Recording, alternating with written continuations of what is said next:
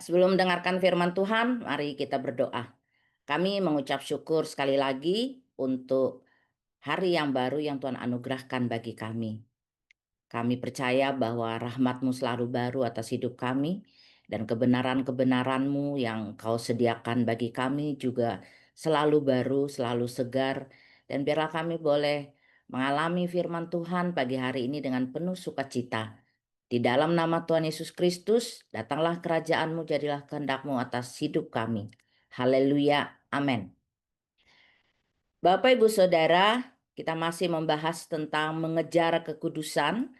Dan minggu ini temanya adalah transformation through holiness ya, atau transformasi melalui kekudusan. Saya ulangi sedikit apa yang sudah kita pelajari minggu lalu. Arti kata kudus adalah dipisahkan dari yang jahat atau berbeda dengan dunia dan dikhususkan bagi Allah. Kita yang mempercayai Kristus sebagai Tuhan dan Raja kita telah mengalami justification atau pembenaran oleh pengorbanan Kristus di kayu salib. Sehingga kita memiliki identitas sebagai orang kudus. Proses ini dilakukan hanya oleh Yesus dan kita tidak melakukan apa-apa, hanya menerimanya sebagai anugerah Tuhan bagi keselamatan kita. Namun identitas kita sebagai orang kudus ini perlu dihidupi setiap hari seumur hidup kita. Proses inilah yang disebut sebagai progressive sanctification atau pengudusan yang progresif terus-menerus. Nah, dalam proses ini ada bagian kita dan dengan pertolongan Roh Kudus setiap saat. Transformasi melalui kekudusan adalah bagaimana kita semakin diubahkan, semakin ditransformasi secara total jika kita mau berkomitmen untuk berjalan di dalam kekudusan. Dan kemudian bagaimana hidup kita yang kudus ini, yang berbeda dari dunia ini, dipakai Tuhan juga untuk menjadi pengubah bumi ini, menjadi transformer ya. Nah, pagi hari ini Bapak Ibu Saudara, saya ingin mengajak kita untuk belajar dari seorang tokoh Alkitab di Perjanjian Lama, yaitu Nuh atau Noah ya. Kita baca di Kejadian 6 ayat 9. Inilah riwayat Nuh. Nuh adalah seorang yang benar dan tidak bercela di antara orang-orang sezamannya. Dan Nuh ini hidup bergaul dengan Allah. Nuh ini merupakan generasi ke-10 manusia di bumi dihitung dari Adam. Bapaknya bernama Lamek. Ya, ini bukan Noah Simanjuntak ya. Kakaknya bernama Metusalah, manusia tertua menurut catatan Alkitab. Usianya 969 tahun. Uyutnya bernama Henok, orang yang bergaul dengan Allah yang telah diangkat oleh Allah. Dari keturunan Adam yang dicatat di Kejadian 5, hanya Nuh yang diberi keterangan kenapa dia diberi nama Nuh. Kejadian 5 ayat 28, Kejadian 5 ayat 28 29, setelah Lamek hidup 182 tahun, ia memperanakan seorang anak laki-laki dan memberi nama Nuh kepadanya. Katanya, anak ini akan memberi kepada kita penghiburan dalam pekerjaan kita yang penuh susah payah di tanah yang telah terkutuk oleh Tuhan. Jadi arti nama Nuh adalah rest atau istirahat atau penghiburan. Ada sebuah pengharapan dari Lamek untuk anaknya Nuh. Nampaknya hidup mereka saat itu penuh dengan rasa sakit, kerja keras, kesulitan, kesedihan, kerja berat mengolah tanah yang telah terkutuk oleh Tuhan. Nah, bagaimana keadaan bumi? Kejadian 6 ayat 11 sampai 12 mencatat, adapun bumi itu telah rusak di hadapan Allah dan penuh dengan kekerasan. Allah menilik bumi itu dan sungguhlah rusak benar, sebab semua manusia menjalankan hidup yang rusak di bumi. Nah, kata rusak di sini itu artinya membusuk pelan-pelan ya. Rusak, hancur, binasa. Dan kekerasan itu bicara tentang kekerasan, ketidakbenaran, kekejaman, ketidakadilan.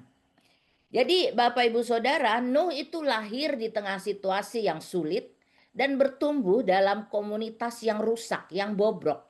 Bukan hanya satu dua orang, tapi Alkitab mengatakan semua manusia menjalankan hidup yang rusak di bumi. Dan ini merupakan penilaian Allah sendiri. Allah sendiri yang menilik bumi dan ia menemukan bahwa semua manusia telah menjalankan hidup yang rusak. Artinya standar Allah tidak terpenuhi.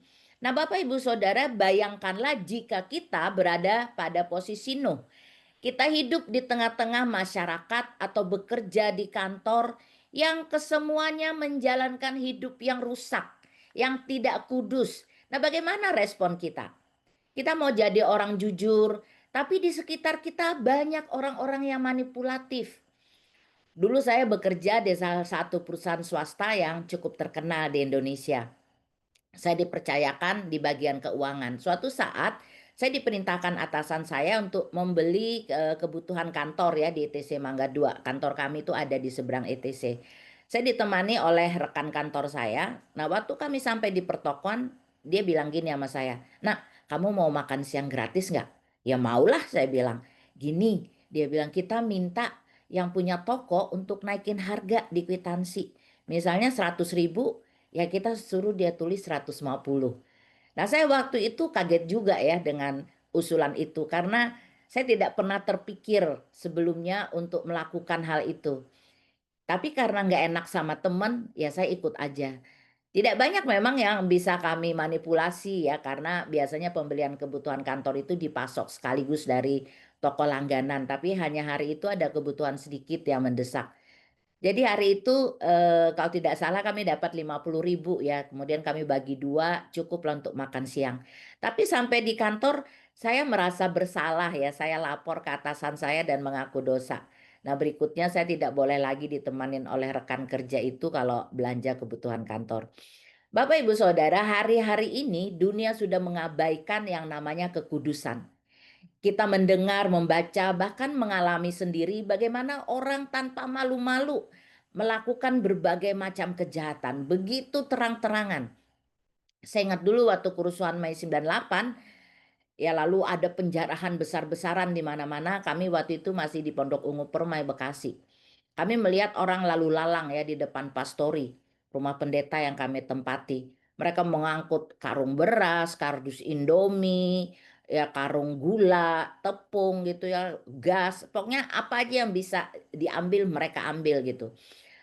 Nah, suami saya mewanti-wanti seluruh anggota jemaat, terutama bapak-bapak ya, untuk tidak ikut penjarahan. Kapan perlu kita bantu yang punya toko untuk selamatkan barang.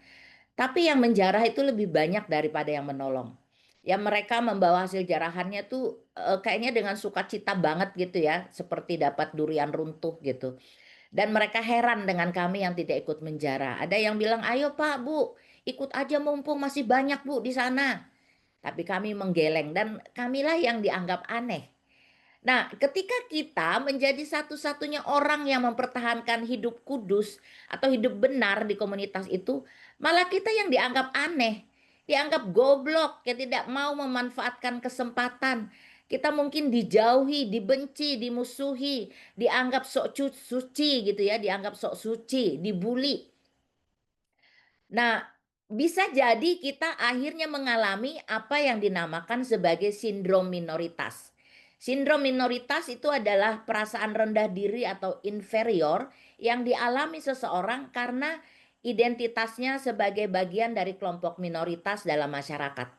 Mereka cenderung merasa pasrah ketika diperlakukan tidak adil dan menerima perlakuan tersebut. Sindrom minoritas ini yang membuat kita takut, ya takut ditolak, takut dimusuhi, takut untuk mengatakan kebenaran dan melakukan kebenaran. Sekalipun kita jujur dan benar, namun karena kita sendirian, kita merasa diisolasi. Tidak ada yang mendukung kita. Kita mungkin juga rendah diri karena kita diejek, dianggap aneh, dihujat dan lain sebagainya. Kita merasa tidak aman dalam komunitas itu. Kita bisa stres, bahkan frustrasi.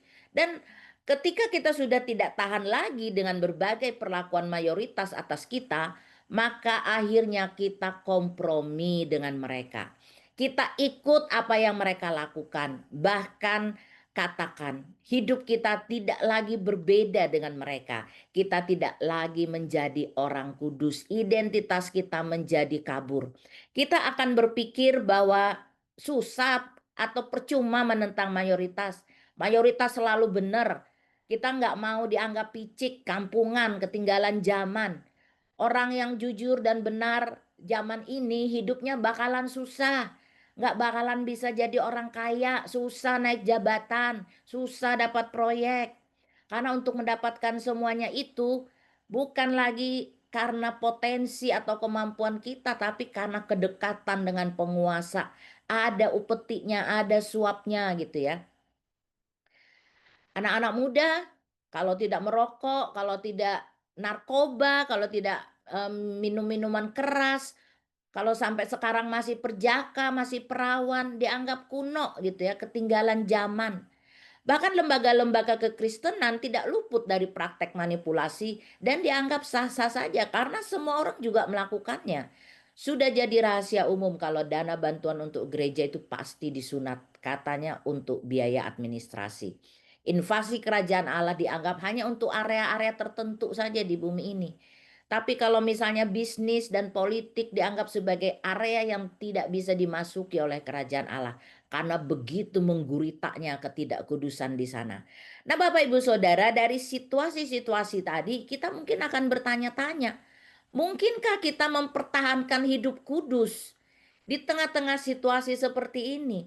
Saya mau hidup kudus, tapi tekanan mayoritas begitu kuat. Tapi Bapak Ibu Saudara, panggilan untuk hidup kudus, mengejar kekudusan, ini datang dari Sang Raja kita. Kita yang mengaku sebagai warga kerajaan Allah harus siap untuk menanggapinya, apapun konsekuensinya. Nah, pagi hari ini kita belajar dari Nuh yang hidup di tengah-tengah komunitas yang rusak benar secara keseluruhan. Nuh memiliki kualitas karakter yang luar biasa yang tidak didapati Tuhan pada manusia lain di zaman itu. Dikatakan bahwa Nuh itu benar, ya, sadik, adil, benar dalam perilaku dan karakternya. Dia itu tidak bercela, tamim, memiliki integritas secara penuh, sempurna. Dan dia itu bergaul dengan Allah, berjalan terus dengan Allah, akrab dengan Allah, punya relasi dengan Tuhan yang Maha Kudus. Bergaul dengan Allah merupakan kunci hidup Nuh dapat bertahan di tengah-tengah dunia yang rusak itu. Bergaul dengan Allah membuat Nuh mendapat kasih karunia di mata Tuhan. Ya, di ayat 6, Kejadian 6 ayat 8. Tetapi Nuh mendapat kasih karunia di mata Tuhan. Tanpa kasih karunia Tuhan, Nuh tidak akan mampu bertahan di tengah-tengah komunitas itu. Agar dapat menjalani hidup kudus di tengah-tengah dunia yang sudah rusak ini, kita perlu bergaul akrab dengan Tuhan setiap saat dan senantiasa mendapatkan kasih karunia-Nya. Dengan kekuatan sendiri, kita tidak akan sanggup, Bapak Ibu. Kita mungkin akan mengalami sindrom minoritas jika kita mengandalkan diri sendiri. Kita takut, stres, frustrasi, dan akhirnya kita kompromi. Yang kedua, bergaul dengan Allah membuat Nuh taat. Ya, lalu Nuh melakukan semuanya itu tepat seperti yang diperintahkan Allah kepadanya. Demikianlah dilakukannya. Ketaatan adalah hasil dari relasi dengan Allah. Hati yang taat berasal dari hati yang mengasihi Tuhan. Nuh taat, sekalipun perintah Tuhan itu tidak dia pahami sepenuhnya. Mungkin Nuh tidak pernah melihat bahtera sebelumnya. Tapi sekalipun dia tidak mengerti, dia belum melihat, dia bersedia untuk taat. Bahkan untuk melakukan perintah yang nampaknya aneh dan mustahil. Ya, kita baca nanti di cerita tentang Nuh itu Tuhan memerintahkan dia untuk mengumpulkan 7 pasang jantan dan betina binatang yang tidak haram dan 1 pasang jantan betina yang haram. Nah, kalau seperti kucing, anjing itu lebih mudah ya kita membedakan mana jantan dan betina. Lah, gimana kalau misalnya semut gitu? Ya, bukankah sulit bagi kita untuk mengenali yang mana jantan, yang mana yang betina? Ya, kita mesti periksa satu-satu dengan teliti. Belum proses menangkapnya. Ini kan binatang itu tidak diambil dari kebun binatang, tapi Nuh harus menangkapnya dari alam bebas. Ya, binatang liar kan sulit untuk dikendalikan. Kita nangkap ayam satu aja susah banget gitu ya. Nah, ada cita yang lari kenceng, tapi juga ada siput yang sangat pelan. Semua harus dikumpulkan untuk dibawa masuk ke Batra. Tapi untuk itu pun Nuh mau taat. Dan bergantung sepenuhnya pada Tuhan. Tuhan pasti tolong dia ya untuk melakukan perintahnya itu. Sementara dalam proses pembuatan Bahtera pun dia tidak lepas dari pertanyaan orang-orang kepo ya, ejekan, hujatan orang-orang di sekitarnya. Namun Nuh memilih untuk mempercayai Tuhan dan menaatinya. Nah, mari Bapak Ibu Saudara, kita bangun lebih lagi roh ketaatan dalam hidup kita yang membuat kita taat baik di dalam maupun di luar. Ya, kayaknya mesti ditambahin lagi tuh di apa? Perenungan salib. Taat di dalam, taat di luar. Ya, baik yang kelihatan maupun yang tidak dilihat oleh orang. Mungkin ada perintah Tuhan yang tidak dapat kita pahami, tidak masuk dalam logika kita yang terbatas. Mari kita taat saja dan percaya. Bisa jadi karena ketaatan kita pada firman Tuhan kita dimusuhi, kita menderita. Tapi bukankah lebih baik kita menderita oleh karena kita melakukan kebenaran daripada kita menderita karena melakukan kejahatan? Tuhan Yesus telah memberikan keteladanan bagi kita. Dia yang tanpa dosa harus menderita aniaya, disalah mengerti, dihujat, bahkan harus dihukum mati seperti layaknya seorang penjahat. Namun Alkitab menyaksikan dia taat sampai mati di atas kayu salib. Tapi dia tidak kalah, Bapak Ibu Saudara. Dia bangkit dan menang, berotoritas untuk selama-lamanya. Kita pun akan berotoritas jika kita mau serupa dengan Kristus. Bersedia mati atas kedagingan dan hawa nafsu kita, menjalani hidup yang kudus bagaimanapun resikonya, bagaimanapun harganya, tetap berdiri di jalan kebenaran sekalipun kita sendirian. Kebenaran itu akan membela kita. Kebenaran bisa diselewengkan namun tidak bisa dikalahkan. Dia sering terdesak namun dia tidak pernah musnah. Mazmur 37 itu sering menjadi penghiburan buat saya. Ketika kebenaran yang saya yakini terdesak, orang-orang melakukan manipulasi justru mendapat tempat. Tapi firman Tuhan mengingatkan saya, percaya dan serahkan aja hidupmu sama Tuhan, berdiam diri, nantikan Dia, tetap lakukan kebaikan, jangan marah sama orang jahat, jangan iri sama mereka yang curang. Tuhan akan memunculkan kebenaranmu seperti terang dan hakmu seperti siang. Bagian kita taat dan percaya berserah penuh sama Tuhan, maka pembelaan Tuhan akan turun atas hidup kita.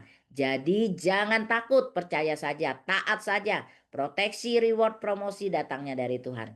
Yang ketiga, bergaul dengan Allah membuat Nuh memberitakan kebenaran. Tetapi hanya menyelamatkan Nuh pemberita kebenaran itu dengan 7 orang lain, 2 Petrus 2 ayat 5.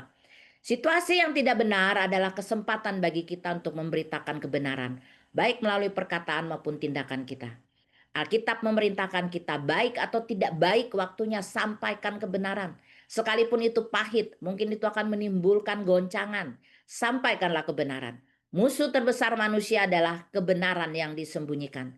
Di dalam tekanan yang ia hadapi, Nuh tetap menyampaikan kebenaran. Berharap tetangganya, om, tante, sepupu-sepupunya mau bertobat dan diselamatkan.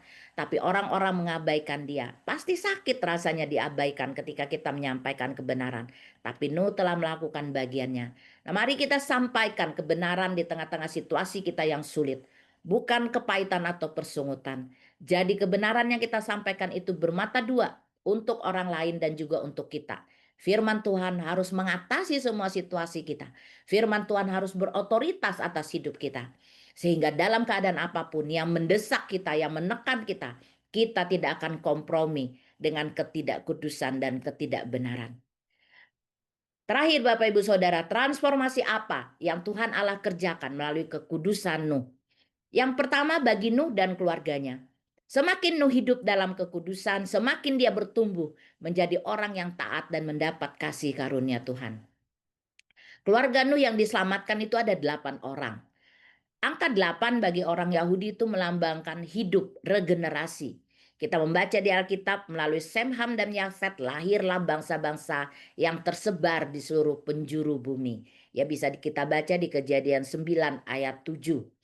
Yang kedua Bapak Ibu Saudara, Kejadian 9 ayat 13, busurku kutaruh di awan supaya itu menjadi tanda perjanjian antara aku dan bumi. Busur adalah senjata yang mematikan. Bicara tentang penghukuman atas bumi yang sudah penuh dengan kejahatan. Tapi kalau kita lihat pelangi, lengkungan busurnya itu kan mengarah ke langit, bukan ke bumi. Ini merupakan sebuah nubuatan bahwa sang putra mahkota surgalah yang nanti akan dihukum atas dosa yang dilakukan atas bumi. Jadi setiap kita melihat pelangi, kita diingatkan oleh kasih Tuhan atas kita. sehingga ia rela menyerahkan anaknya yang tunggal untuk menebus segala dosa dan kejahatan kita. Janji ini Tuhan teguhkan dengan Nuh, seorang yang mengambil komitmen hidup kudus di tengah-tengah dunia yang sudah rusak. Transformasi apa yang Tuhan Allah kerjakan melalui kekudusan kita? Pasti ada. Yang pasti hidup kita akan semakin diubahkan serupa karakter Kristus. Dan pasti ada janji-janji Tuhan yang ia nyatakan dalam hidup kita dan keluarga. Dan ia akan terus memakai kita untuk mentransformasi dunia kita masing-masing. Mari Bapak Ibu Saudara, kita terus mengambil komitmen untuk bergaul karib dengan Tuhan Yesus melalui penyembahan, doa, dan firman Tuhan. Kita terhubung dengan Dia setiap saat karena Kristuslah satu-satunya jalan menuju kekudusan, tidak ada yang lain. Jadi Bapak Ibu Saudara, terakhir mari kita baca sama-sama tulisannya ada di slide ini. 1, 2, 3. Tuhan yang kudus memanggil saya menjadi kudus untuk menyatakan Tuhan saya yang kudus. Tuhan yang kudus memanggil kita menjadi kudus untuk menyatakan kekudusan Tuhan bagi dunia yang sudah rusak ini. Jangan takut, jangan khawatir. Kuasa Allah terlebih besar dari kuasa apapun juga. Selama kita berdiri di pihak Tuhan, Alkitab mengatakan, sengada lawan. Amin, haleluya. Nah Bapak Ibu Saudara, apa yang kita sharingkan? Yang pertama, pernahkah Anda mengalami sindrom minoritas sampai akhirnya kompromi dengan ketidakkudusan? Mungkin ini tidak hanya berlaku buat Bapak Ibu Saudara yang ada di marketplace ya, tapi juga kita yang ada di rumah mungkin menghadapi anggota keluarga yang masih belum sefrekuensi dengan kita. Gitu ya, keluarga-keluarga besar kita, keluarga-keluarga terdekat kita yang masih belum memahami tentang bagaimana hidup dalam kerajaan Allah. Nah, bagaimana pernahkah kita kompromi dengan mereka? Kemudian bagaimana kita bangkit? Bagaimana cara kita untuk mengatasinya? Lalu yang kedua, menurut Anda, dapatkah orang yang adil, benar, berintegritas itu bertahan dan berdampak di komunitas yang rusak, yang membusuk pelan-pelan? Nah, bagaimana caranya? Tempatkanlah diri Anda dalam posisi itu seperti Nuh dan bagaimana kira-kira respon Anda untuk menghadapinya dan menang mengatasinya. Ya, mari kita berdoa, Bapak Ibu Saudara. Tuhan, terima kasih untuk firman-Mu pagi hari ini. Kami mau excited Tuhan untuk menerima panggilan-Mu, menerima perintah-Mu untuk mengejar kekudusan dalam hidup kami. Karena kami percaya bahwa kekudusan itu tidak hanya mentransformasi hidup kami, tapi juga mentransformasi dunia kami masing-masing. Kami butuh Engkau setiap hari, setiap saat, agar kami boleh terus menampilkan Tuhan yang kudus melalui hidup kami yang kudus bagi dunia yang tidak kudus. Roh Kudus terus bekerja di dalam hidup kami dan kami juga boleh terus mengambil komitmen untuk bergaul lebih erat lagi, lebih karib lagi dengan Tuhan. Karena itulah sumber kekuatan kami. Di dalam nama Tuhan Yesus Kristus kami ucap syukur. Haleluya. Amin.